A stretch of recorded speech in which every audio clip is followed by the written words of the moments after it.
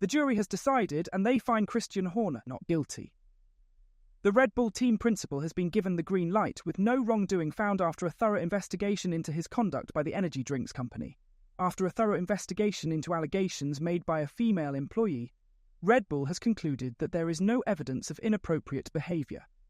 As Horner headed to Bahrain for the F1 season opener, Red Bull released an official statement clarifying that the accusations against him had been dismissed.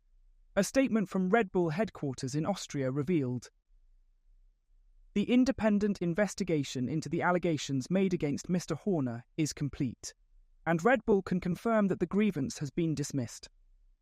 The complainant has a right of appeal. Red Bull hired an independent barrister to lead the investigation into the undisclosed allegations against Horner. The inquiry involved extensive interviews with the key individuals involved and spanned over several weeks."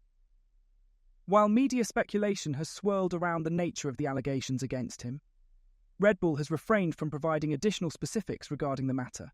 However, the company stated that it maintains full confidence in the fairness, thoroughness, and impartiality of the investigation, saying, "The investigation report is confidential and contains the private information of the parties and third parties who assisted in the investigation, and therefore we will not be commenting further out of respect for all concerned."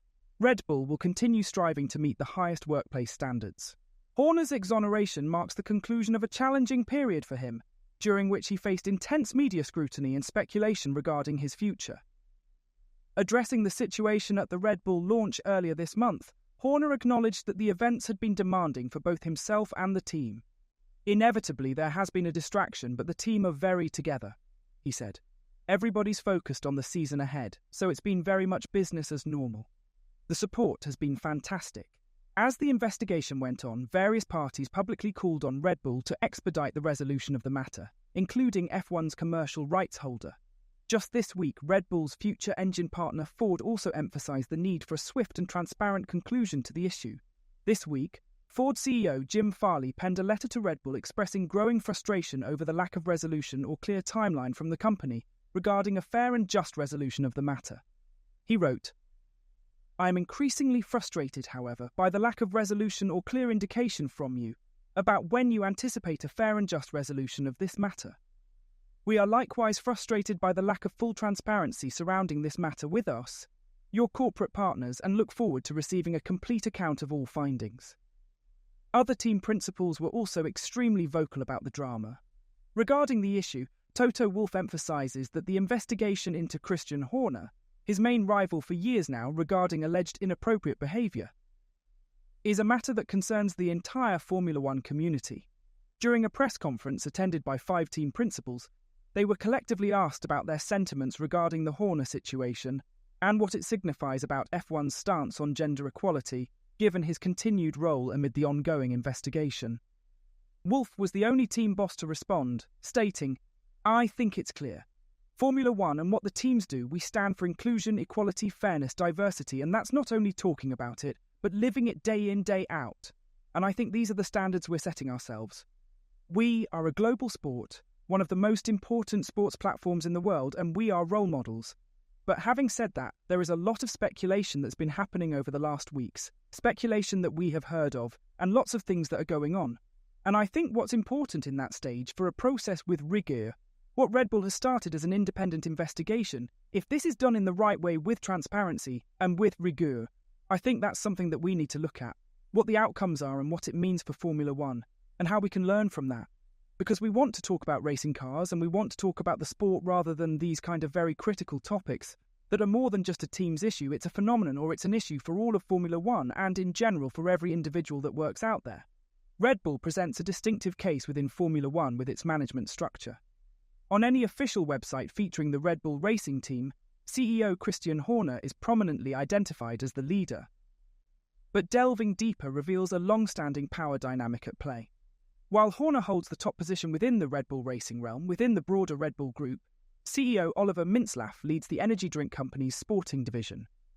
Then there's Helmut Marko. The 80-year-old played a pivotal role in the formation of the team nearly 2 decades ago, and was subsequently appointed to a vaguely titled motorsport advisor position. Marko was even among those who chose Horner to lead the operation, and their relationship appeared stable for quite some time. There's now a palpable disturbance in the dynamic.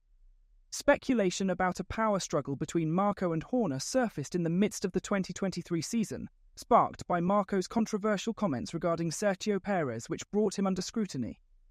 Horner clarified that Marko wasn't officially an employee of Red Bull Racing, and thus fell outside the team principal's jurisdiction. However, within Red Bull GmbH, it seemed Marko wielded similar influence with Mintzlaff and Dietrich Mateschitz, as he had with the latter's late father.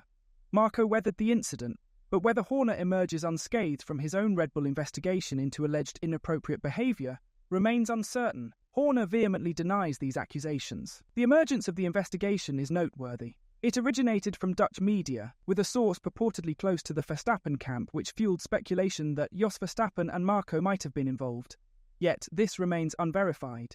It's telling that when the situation escalated, even long-standing allies were hesitant to offer support. When Marko faced pressure and rumours circulated that Max Verstappen might leave if Marko was ousted, it highlighted the significance of their relationship. But even if the allegations against Horner turn out to be unfounded and his name is vindicated, it appears that the bond between the two men has been severely strained, possibly irreparably. With the other 9 constructors on the grid, clear leadership structures are evident.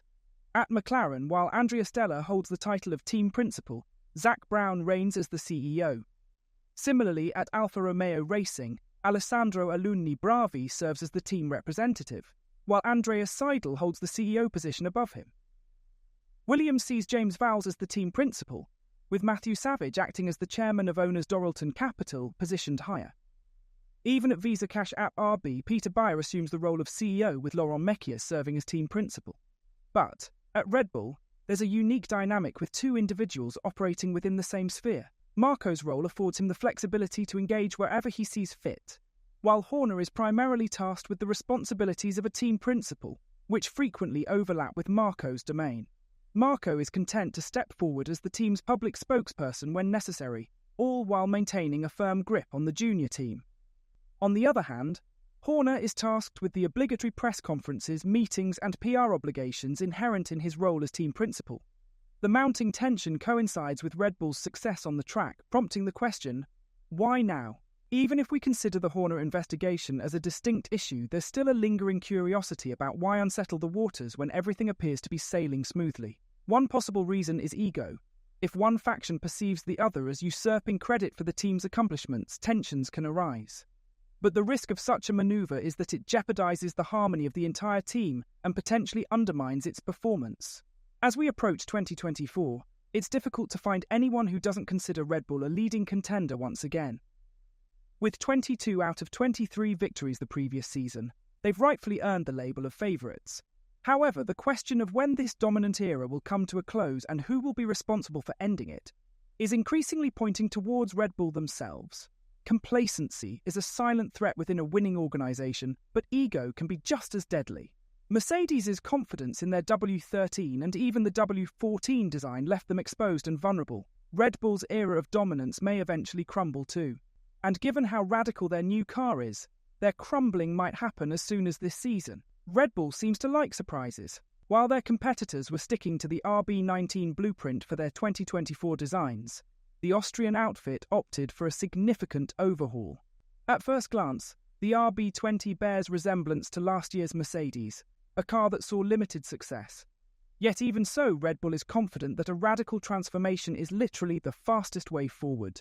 Helmut Marko told the Kleine Zeitung that Red Bull's lead over the competition was largely attributed to the remarkable success of Max Verstappen, especially in 2023. That was a relief because there was definitely still a risk. Because we were so dominant last year, we were able to think about the new car early on. If we had only made an improved version of last year's car, there would have been a big risk that someone would discover something beyond the normal further development. We chose a more radical route. I would describe the car as a revolution. Helmut Marko noted that the RB20 appeared to be a strong contender right from the start, despite Red Bull not posting the fastest times on Thursday and Friday. Importantly, on Friday, Verstappen deliberately refrained from attempting to set the quickest lap with a glory run on the softest tyres. Instead, both Verstappen and his team focused on conducting long runs, Marko observed from the pit box, and appeared content with what he saw. He informed the Austrian newspaper that Verstappen's concluding long run left a strong impression, describing it as impressive. Marco emphasised that Verstappen effortlessly posted consistent quick lap times. Undoubtedly, this performance instills confidence in both Verstappen and Marco as they head into the first race in Bahrain next weekend. So with the air cleared coming into this season, how far can Red Bull go? Will they rake in the awards as they did last year, or did the Horner drama cut a wound deep enough to handicap them moving forward? Tell us what you think in the comments section down below, and as always, don't forget to like and subscribe to the channel if you haven't. Thanks for watching.